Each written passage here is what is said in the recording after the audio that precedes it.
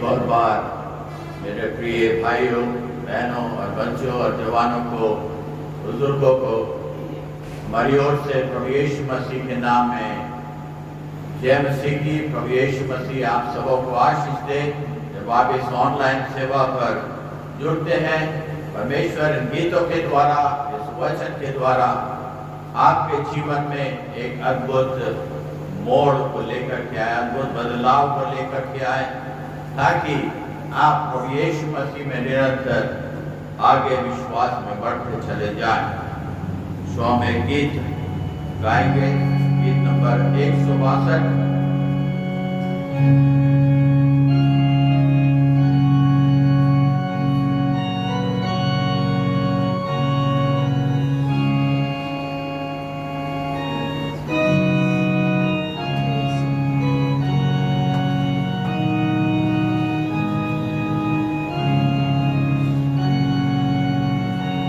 मुझे याद है मेरा दोस्त गिर गया, मैं वर्ष से उसे उठाए था, लेकिन जब मसीह के कॉल पर लाया मैं ईमान, मेरा दोस्त उसी पर गिर गया।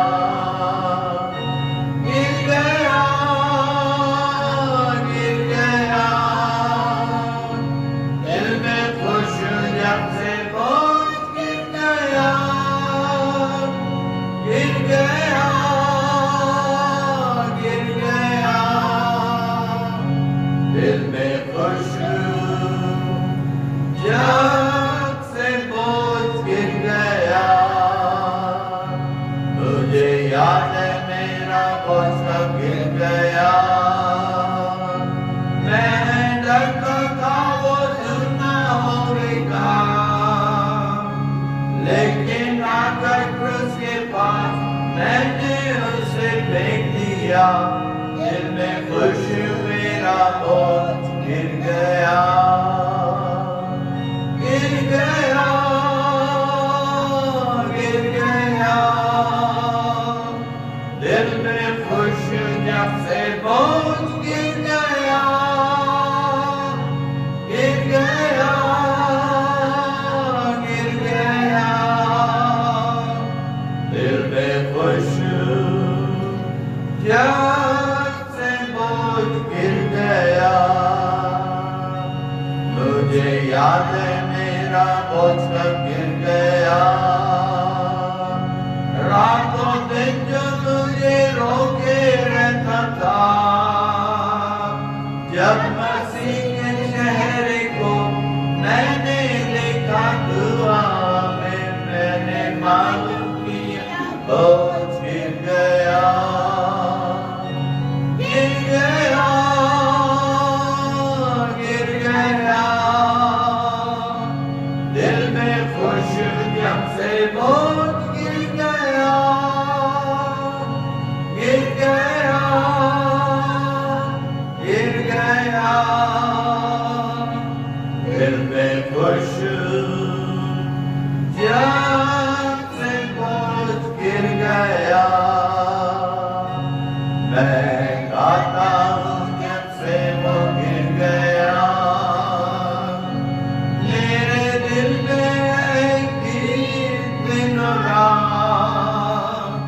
अपने बादशाह की तारीफ के लिए जिंदा हूँ, हालेलुया। मेरा बोझ गिर गया,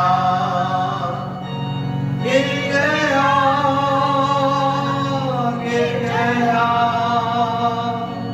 दिल में खुश जब से बोझ गिर गया, गिर गया, गिर गया। दिल में खुश जब से बोझ गिर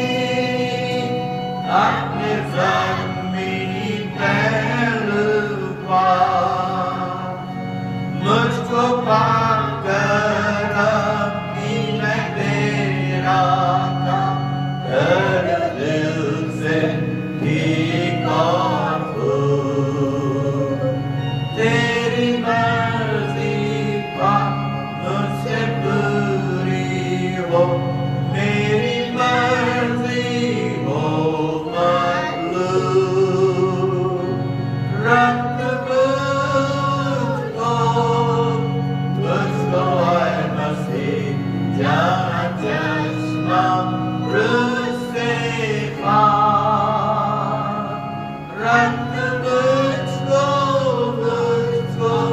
मुझको ऐ मसीह अपने ज़मीनी पहलू पार। कैसी राहत दिल को मिलती है जब मैं जाता हुज़ूर।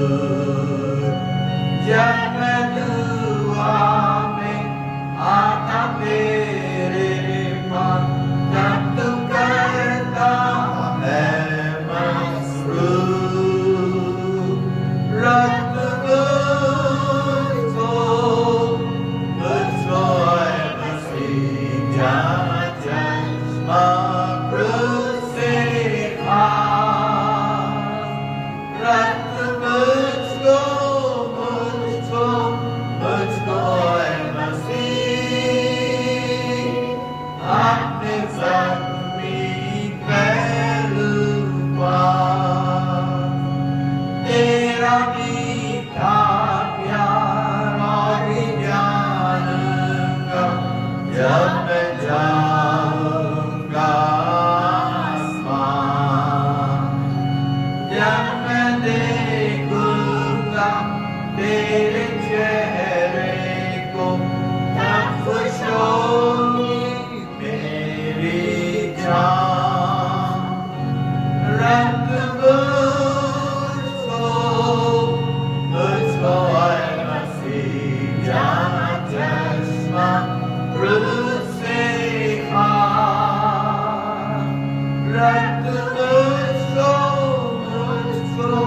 मुझको ऐ मसीह अपने ज़मीनी पहलू पार।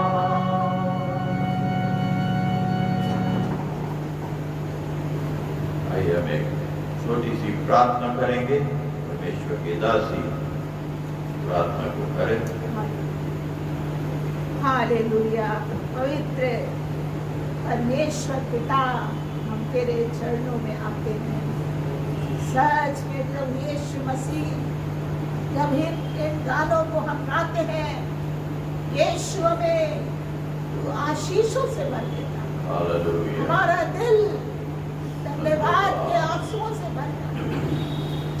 प्रभु यीशु, ये गीत जब लोगों के कानों में पहुंचते हैं, लोग आशीषित हुए। Yes, Lord. प्रार्थना के साथ इन गीतों को सुने और तेरी आशीषों को प्राप्त कर सकें। आमीन। धन्यवाद उन दास दासियों के लिए जिन्होंने बड़े पवित्र आत्मा के अभिषेक में होके इन अच्छे गीतों को लिखा और इन गीतों को गा के हमें आशीष मिलती है। Yes. हमें बरकत मिलती है। प्रभु यीशु मसीह, धन्यवाद देती हूँ। अभी तक तूने हम लोगों को बड़ी आशीषों से पूर्ण किया। प्रार्थना करती हूँ मीटिंग के आगे के हिस्से को, मेरे दास को, प्रभु यीशु मसीह वचन को मेरे पवित्र आत्मा के हाथ में सौंप देती है। बोलने वाले वो नहीं, मेरा दास नहीं, लेकिन पवित्र आत्मा उनमें से होके बोले और लोग तेरी आशीषों को प्राप्त कर सकें। धन्यवाद। धन्यवाद, आपने हमारी विनती को सुन लिया। यीशु मसीह नासरी के नाम से मांगते हैं। आमीन। जयवंत विश्वास के विषय में देखना चाहते हैं। जयवंत विश्वास वो विश्वास है जो कि हमें जय की ओर अग्रसर करता है। वो विश्वास जो परमेश्वर की ओर से, जो प्रभु यीशु मसीह की ओर से, जो पवित्र आत्मा की ओर से मिलता है, वो विश्वास के विषय में आज देखना चाहते हैं। और परमेश्वर ने बहुत सारे लोगों को उस विश्वास में से होकर के निकलने के लिए अनुग्रह दिया। और जब हम उनके विषय में देखेंगे तो हम प्रार्थना करें कि प्रभु यीशु मसीह मेरे विश्वास को भी इसी प्रकार का विश्वास बना दे। मेरा विश्वास कमजोर है, अभी तक मैं उस विश्वास में आगे नहीं बढ़ पाया, आगे नहीं बढ़ पाई। प्रभु यीशु मसीह, पिता परमेश्वर, पवित्र आत्मा, तू मेरी सहायता कर ताकि मैं उस विश्वास में, उस जीवंत विश्वास में आगे बढ़ने पाऊं। पहला जो हम देखना चाहते हैं जीवंत विश्वास के विषय में, वो हम अब्राहम के जीवन से देखना चाहते हैं, जिसको परमेश्वर ने वो विश्वास दिया जो कि उससे जय की ओर ले गया, जय की ओर उसको बढ़ा दिया। जब परमेश्वर ने, जब आप उत्पत्ति के 12 अध्याय में देखते हैं किस प्रकार से परमेश्वर ने अब्राहम को अपने कुटुंब को, अपने पिता के घर को छोड़ करके निकल आने के लिए बोला था।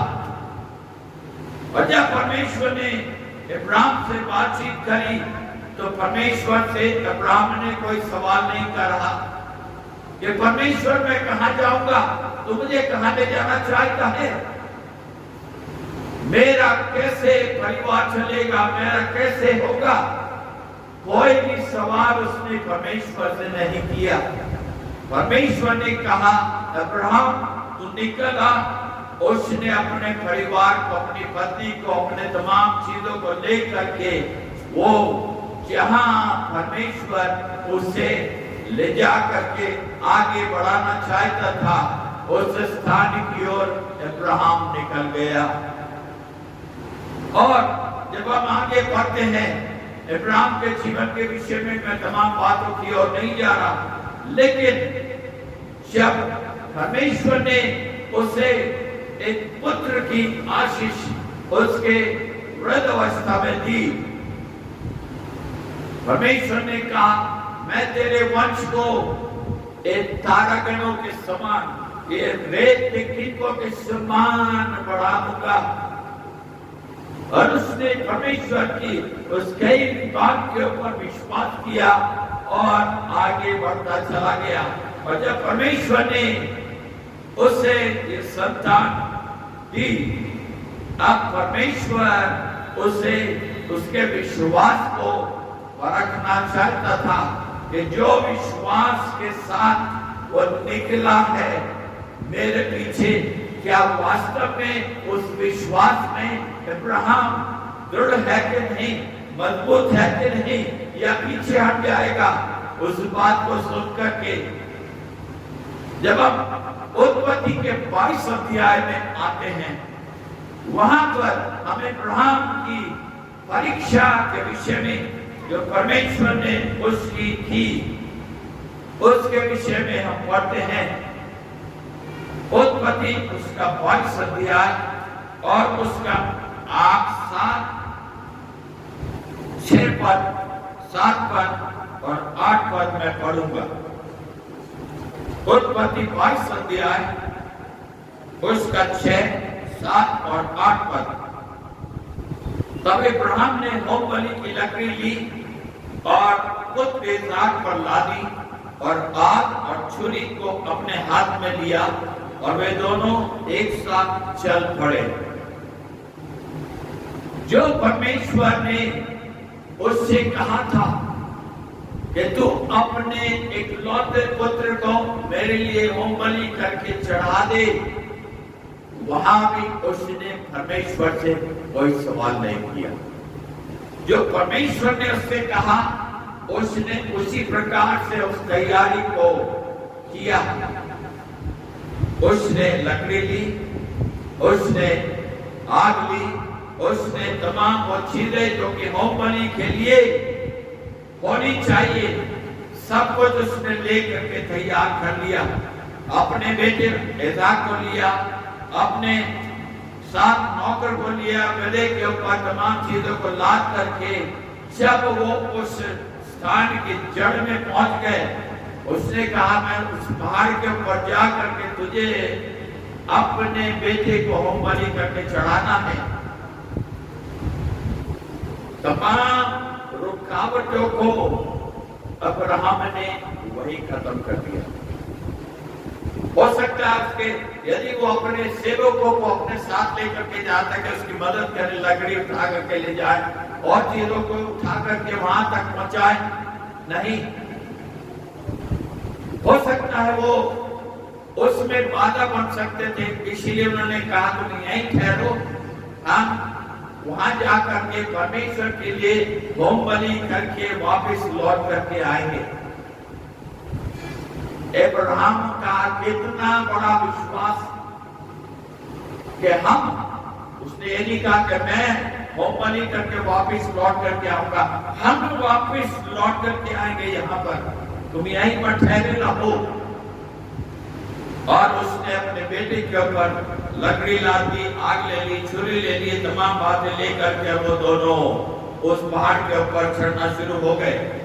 तब 7वें पद में क्या लिखा है, इसहाक ने अपने पिता इब्राहिम से कहा, हे मेरे पिता। उसने कहा, हे मेरे पुत्र, क्या बात है?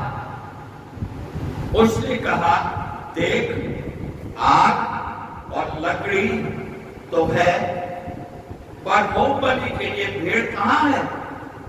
एक सवाल उसने अपने पिता इब्राहिम से करा, इसहाक ने, कि हम होम बलि करने के लिए परमेश्वर के सन्मुख जा रहे हैं, सब कुछ तैयार है, लेकिन होम बलि की भेड़ कहाँ है?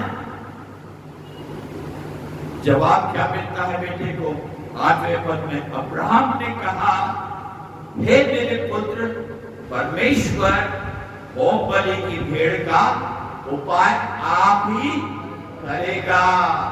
हालेलुया। परमेश्वर आप ही होम बलि की भेड़ का उपाय करेगा।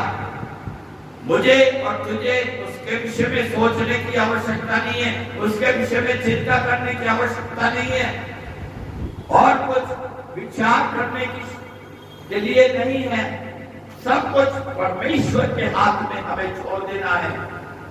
और उसने अपने बेटे को भी वही बात बताई कि हमें परमेश्वर के ऊपर भरोसा करना है, वही तमाम बातों का उपाय करेगा। और वे दोनों संग आगे चलते गए। अब 10वें पद में हम आगे आते हैं। फिर इब्राहिम ने हाथ बढ़ाकर छुरी को ले लिया और अपने पुत्र को बलि करें। तब यहोवा के दूत ने स्वर्ग से उतरकर पुकार के कहा, हे इब्राहिम। उसने कहा, देख मैं यहाँ हूं। उसने कहा, उस लड़के के ऊपर हाथ मत बढ़ा और ना उससे कुछ कर, क्योंकि तूने जो कुछ मुझसे अपने पुत्र वरन अपने इकलौते पुत्र को भी नहीं रख छोड़ा, इससे मैं अब जान गया हूं कि तू परमेश्वर का भय मानता है। तब क्या हुआ? 1वें पद में, तब परमेश्वर ने इब्राहिम की आंखें खोली और उसने आंखें उठाई, क्या देखा कि उसके पीछे एक मेढ़ा अपने सींगों से एक झाड़ी में फंसा हुआ है। अतः इब्राहिम ने जाके उस मेढ़े को लिया और अपने पुत्र के स्थान पर उसे होम बलि करके चढ़ाया। हालेलुया। इब्राहिम ने नीचे, पहाड़ से नीचे क्या कहा था? परमेश्वर, हम दोनों हम परमेश्वर के लिए होम बलि करके वापस आएंगे। जब बेटे ने सवाल किया, पर इब्राहिम ने क्या कहा? परमेश्वर होम बलि की भेड़ का उपाय आप ही करेगा, मुझे और तुझे उसकी चिंता करने की आवश्यकता नहीं है। और जब परमेश्वर ने अब्राहम के विश्वास को परख लिया, तब उसकी आंखें खुली। उसने क्या देखा? पीछे की झाड़ी में एक मेढ़ा अपने सींगों से वहां पर फंसा हुआ है। उसने उसको लिया और अपने बेटे के बदले उसको बलि करके चढ़ाया।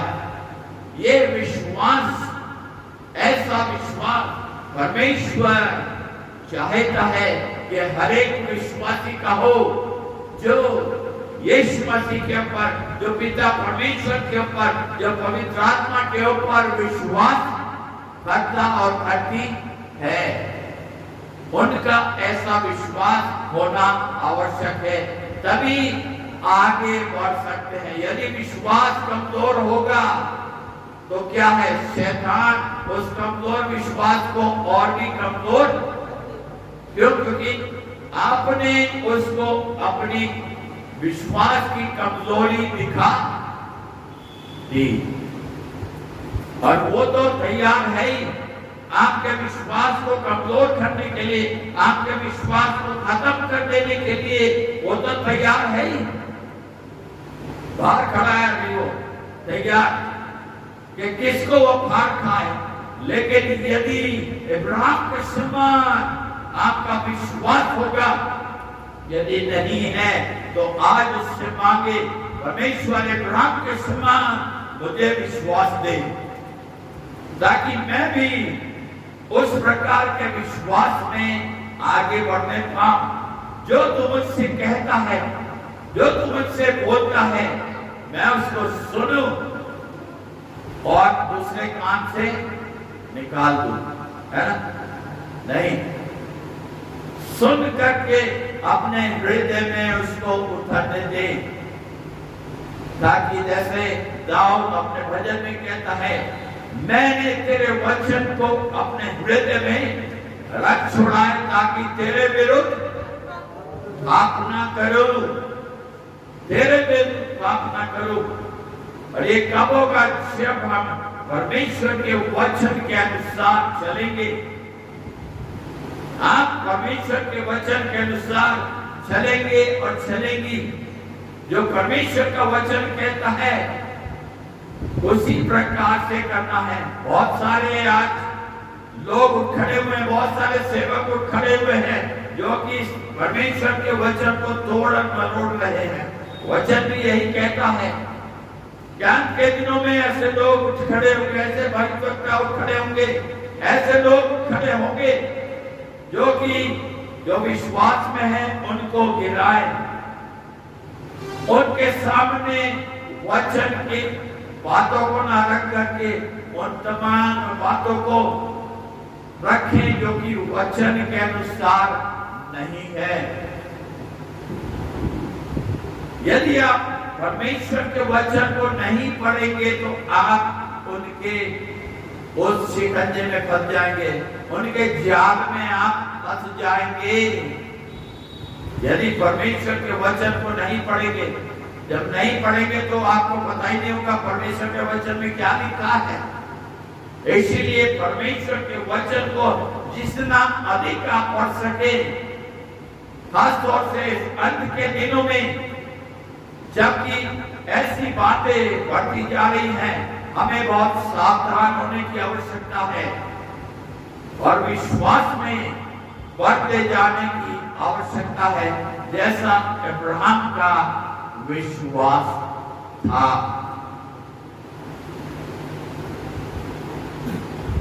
दानियेल की पुस्तक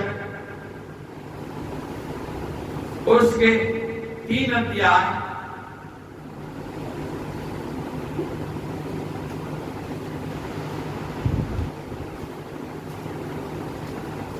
3 अध्याय और उसके 17 पद में हम 3 जवानों के विषय में देखते हैं। दानियेल के इस 3 अध्याय में और 17 पद में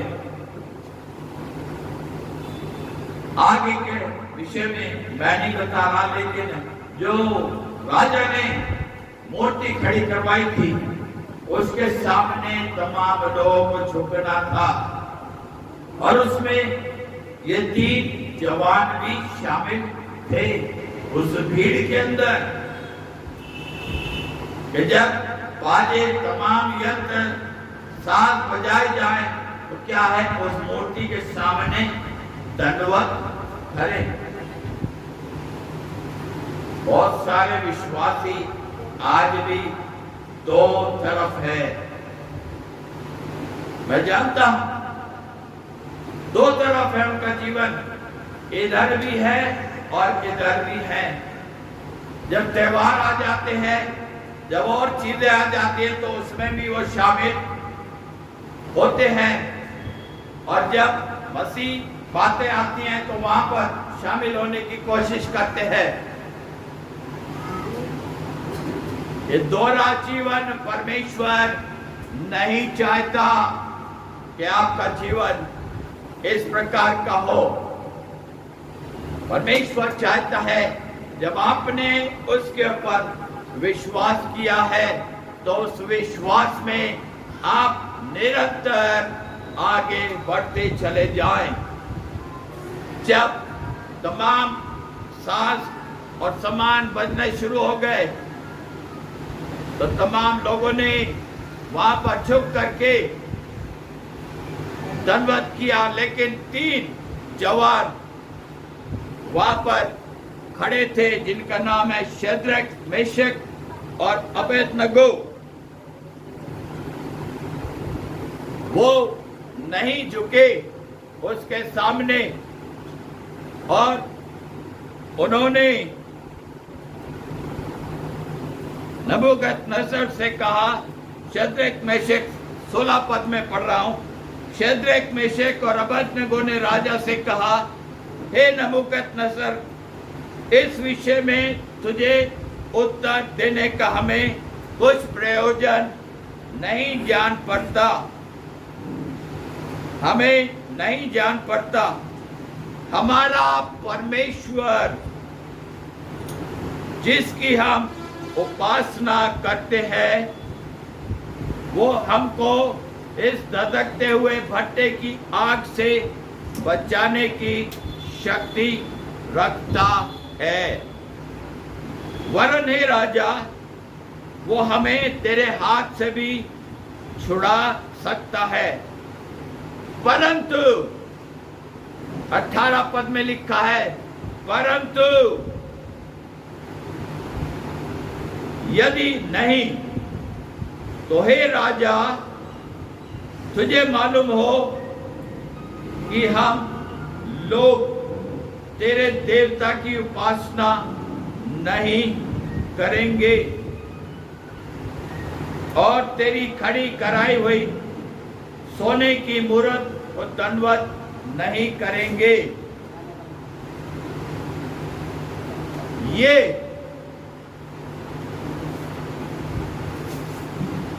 3 जवानों की गवाही है, ये 3 जवानों का विश्वास है कि हम तेरी खड़ी कराई हुई मूर्त के सामने दंडवत नहीं करेंगे, और यदि वो हमें बचाए भी ना तो भी तो राजा जान ले कि हम नहीं करेंगे। हमें धधकते हुए भट्टे में जाना मंजूर है, लेकिन अपने विश्वास के साथ हम समझौता नहीं करेंगे। कितने लोग थे? 3 लोग, 3 जवान,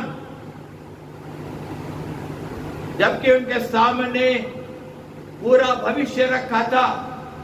वो बहुत कुछ अपने उस जवानी के आलम में कर सकते थे, लेकिन जो विश्वास उनका परमेश्वर के ऊपर था, उस विश्वास में वो आगे बढ़ रहे थे, और उसी विश्वास में होकर के उन्होंने राजा से ये बात कह दी।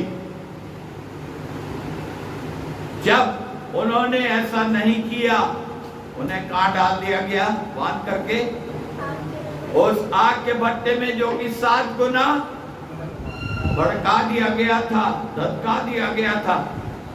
क्या लिखा है? जो फेंकने वाले थे वही जल करके खत्म हो गए। जिन रस्सियों से बांध करके उनको डाला था वो रस्सियां झुलस गई, लेकिन ना तो उनका बाल जला, ना उनके कपड़े जले, ना उनके मोजे में कोई दुर्गंध जलने की आई। तब परमेश्वर ने राजा की आंखें खोल दी और राजा ने क्या देखा कि मैंने तो 3 जवानों को इस आग में फिकवाया था, ये चौथा कौन है? अपने तमाम तंत्र विद्या वाले लोगों से, तमाम और लोगों से, अपने अधिकारियों से कहा, अरे मैं तो एक चौथा मनुष्य भी इस आग में देख रहा हूं, जिसका रूप क्या है? परमेश्वर के पुत्र के समान। हालेलुया। परमेश्वर ने प्रभु यीशु मसीह को पहले ही उस आग को ठंडा करने के लिए वहां पर भेज दिया था कि मेरे दास इस आग में डाले जाएंगे, तुझे उनकी रक्षा करनी है। और उसके बाद राजा ने विश्वास किया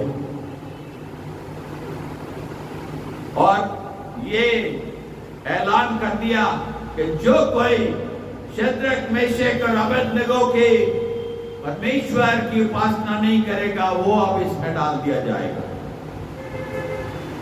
मेरा अजीजों, हम अपने विश्वास के साथ, आप अपने विश्वास के साथ क्या कर रहे हैं? कैसा विश्वास है आपका? आपको मालूम है और आपके परमेश्वर को मालूम है। आप दूसरे से छिपा सकते हैं कि इधर जाकर के इधर भी कर लिया, उधर जाकर के उधर भी कर लिया। आप सोचेंगे पास्टर को नहीं मालूम, आप सोचेंगे पास्टर की पत्नी को नहीं मालूम है और लोगों को नहीं मालूम है, लेकिन किस कौन देख रहा है? स्वर्ग का परमेश्वर देख रहा है आप क्या कर रहे हैं अपने विश्वास के साथ। तो अपने विश्वास के साथ खिलवाड़ ना करें। जो विश्वास आपने एक समय परमेश्वर के ऊपर, उसके पुत्र प्रभु यीशु मसीह के उस मृत्यु के ऊपर जय पाए हुए यीशु मसीह के ऊपर आपने विश्वास किया है, उस विश्वास में निरंतर आगे बढ़ते चले जाएं। लिखा है, जो हल पे हाथ रख करके पीछे देखे वो मेरे योग्य नहीं। बहुत सारे आज विश्वासी ऐसे ही हैं, हल पे हाथ रखा हुआ है और चाहते हैं कि ऐसा भी हो जाए और वैसा भी हो जाए, ये लोग भी दुखी ना हो और हमारे कलीसिया के लोग भी दुखी ना हो, हमारे पास भी दुखी ना हो। मेरा दी तो ऐसा यदि जीवन है तो खतरे का जीवन है आपका। आपका खतरे का जीवन है, उस खतरे में से निकले। एक ही विश्वास में रहे।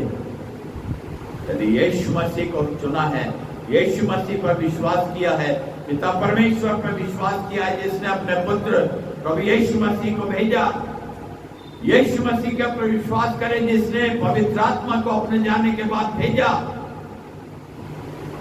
उसी विश्वास में आगे बढ़े। संसार के लोग नाराज हो जाएं तो हो जाएं, लेकिन परमेश्वर आपसे दुखी नहीं होना चाहिए कि फिर आग में डाल दिए जाएं। जहां की आग नहीं बुझती, जहां का कीड़ा नहीं मरता।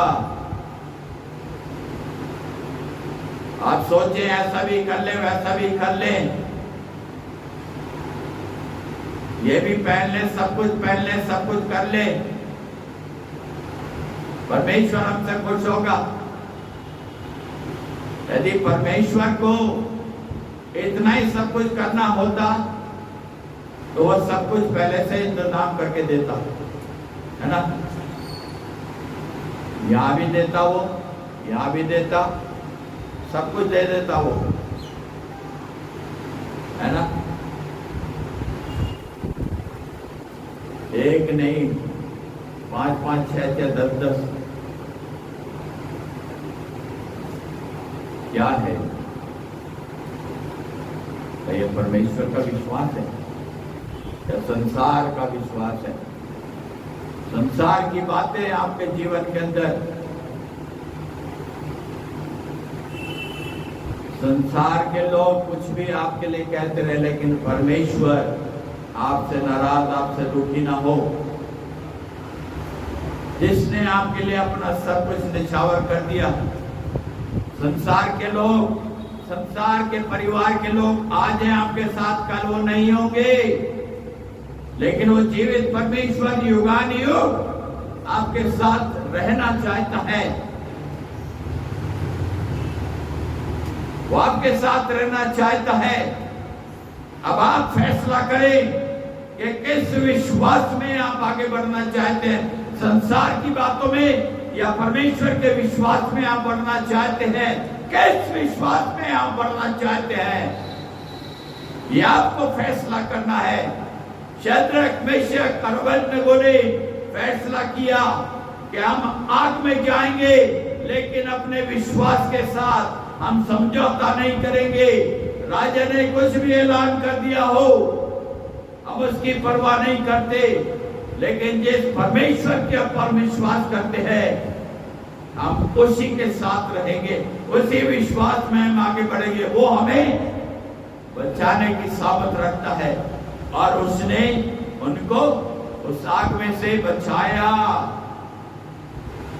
वो जल नहीं गए, लिखा उनका एक बाल भी नहीं जला, ना तो उनके बालों में से गंध आई, ना उनके मोजों में से, लेकिन जो डाल रहे थे वो खत्म हो गए, जल गए। दानियल के 6 अध्याय में एक और जवान के विषय में हम देखते हैं,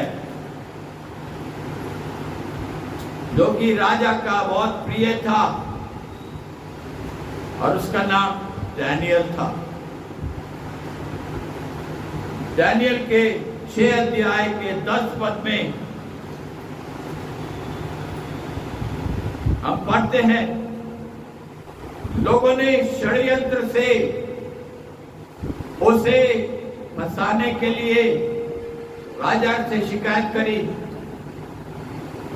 कि राजा, वो तुझसे प्रार्थना नहीं, वो अपने परमेश्वर से प्रार्थना कर रहा है। जैसे वो परमेश्वर से यरूशलेम की तरफ अपनी खिड़की खोलकर दिन में 3 बार प्रार्थना करता था, जब उसे मालूम हो गया कि मेरे विरुद्ध षड्यंत्र रचा गया है, राजा ने मोहर भी लगा दी है, सब कुछ हो गया है, वो घबराया नहीं।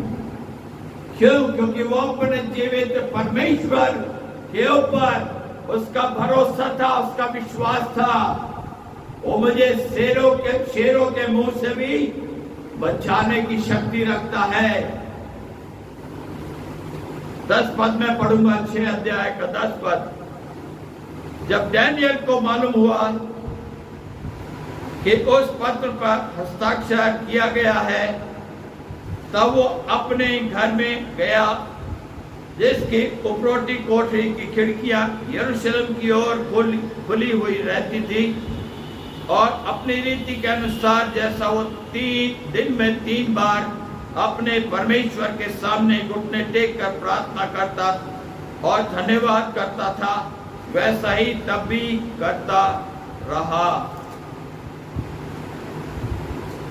वो घबराया नहीं। राजा के पास शिकायत पहुंच गई कि दानियल अभी भी अपने परमेश्वर से ही प्रार्थना कर रहा है, उसको क्या करा जाए? शेरों की मांद में डाल दिया जाए। क्यों? क्योंकि उसने तेरी आज्ञा का उल्लंघन किया है।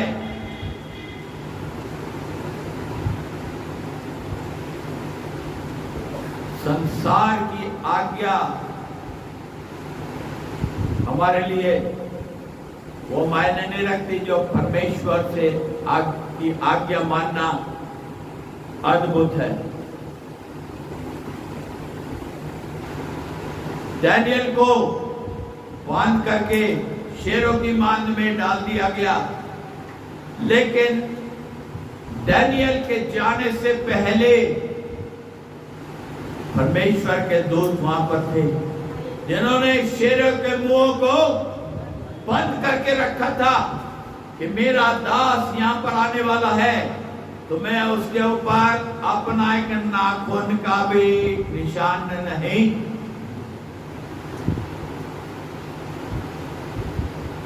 राजा परेशान था, क्यों? क्योंकि राजा डैनियल से बहुत प्रेम करता था। उसने बचाने की भरसक कोशिश करी, लेकिन कुछ नहीं हो सका। रात भर राजा नहीं सोया। सुबह सुबह उठ करके वहां पर शेरों की मान के मुंह पर पहुंच गया और कहने लगा, हे डैनियल, क्या जिस परमेश्वर पर तू विश्वास करता है, क्या तुझे बचा सका? नीचे से क्या आवाज आई? हे राजा, तू युग युग जीवित रहे। मैं जिस परमेश्वर पर भरोसा करता हूं, विश्वास करता हूं, उसने शेरों के मुंह को बंद करके रखा। डैनियल को बाहर निकाला गया और जितने लोगों ने उसके विरुद्ध खड़े थे, विरोध चुगली उठाई थी, वो सब उनके परिवार, बच्चों तमाम के साथ उस शेरों की मांद में डाल दिए गए। और लिखा है वो नीचे तक पहुंचने भी नहीं पाए थे। शेरों ने लपक करके उनको हड्डियों समेत चबा लिया। तो किसके ऊपर विश्वास करना चाहते हैं? संसार के ऊपर या परमेश्वर के ऊपर, जो तमाम बातों में हमारी सहायता, हमारी रक्षा करता है? संसार के लोग हमारी रक्षा नहीं करेंगे, वो हमारे विरुद्ध खड़े हो जाएंगे, लेकिन एक है जो हमारे साथ रहेगा, और वो युगानुयुग हमारे साथ रहेगा, और वो है हमारा जीवित प्रभु यीशु मसीह, हमारा जीवित परमेश्वर, वो पवित्र आत्मा जो उसने हमें दिया है अपने जाने के बाद, कि वो तुम्हारी अगुवाई करेगा। आज अपने लिए विश्वास को चुन ले कि किस विश्वास में आप आगे बढ़ना चाहती हैं, वो आपके ऊपर है। मैं आपके ऊपर ये बात छोड़ रहा हूं, आपके पाले में वो गेंद है। अब आप क्या करना चाहते हैं? उस गेंद को वापस फेंकना चाहते हैं या उसको संभाल करके रखना चाहते हैं? वो आपके ऊपर है।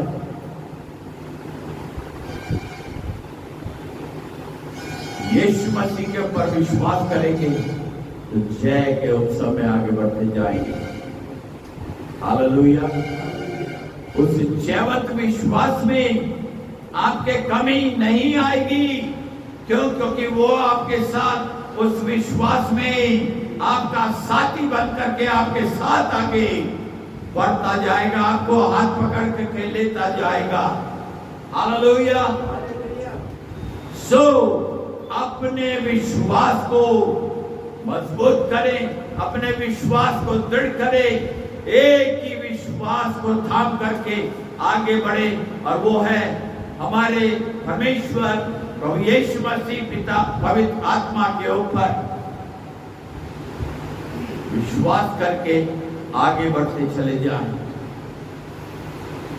इसीलिए गीतकार इस बात को कहता है, बढ़ते जाएंगे आगे आगे, पीछे ना मुड़कर देखेंगे, यीशु रहेगा साथ, हम ना किसी से डरेंगे, बढ़ते जाएंगे आगे आगे। आइए हम प्रार्थना करेंगे। पिता परमेश्वर प्रभु यीशु मसीह में होकर के हम तेरी उपस्थिति में है। हम जानते हैं तेरा पवित्र आत्मा काम कर रहा है जीवनों के अंदर, जो तेरे वचन को सुन रहे हैं। प्रभु यीशु मसीह हम जानते हैं तेरा वचन कभी खाली वापस नहीं लौटता। तेरा वचन दोधारी तलवार के समान है, जो बंद बंद और गुदे गुदे को वार पार छेदता हुआ निकल जाता है। प्रभु यीशु मसीह मैं प्रार्थना करता हूं अपने विश्वासी भाई बहनों के लिए, अपने जवानों के लिए जो अपनी जवानी की अवस्था में है। शैतान उस जवानी की अवस्था में पकड़ करके संसार की बातों में धकेलना चाहता है, लेकिन मैं तेरा दास होने के नाते प्रार्थना करता हूं हर एक के लिए कि वो तुझ में बने रहें, अपने विश्वास को तुझ में थाम करके रखे और निरंतर आगे बढ़ते चले जाए, ताकि संसार की तमाम बातें जल जाएं तेरी वेदी के अंगारों से। और प्रभु यीशु मसीह तेरी पवित्रता, तेरी अद्भुत सामर्थ जीवन में काम करे। सबको तेरे हाथों में सौंपता हूं। हमारे पिता परमेश्वर का प्रेम, पवित्र आत्मा की सहभागिता हम सबों के साथ होती रहे। आमीन। प्रभु यीशु मसीह आप सबों को आशीष दे। सबको जय मसीह की।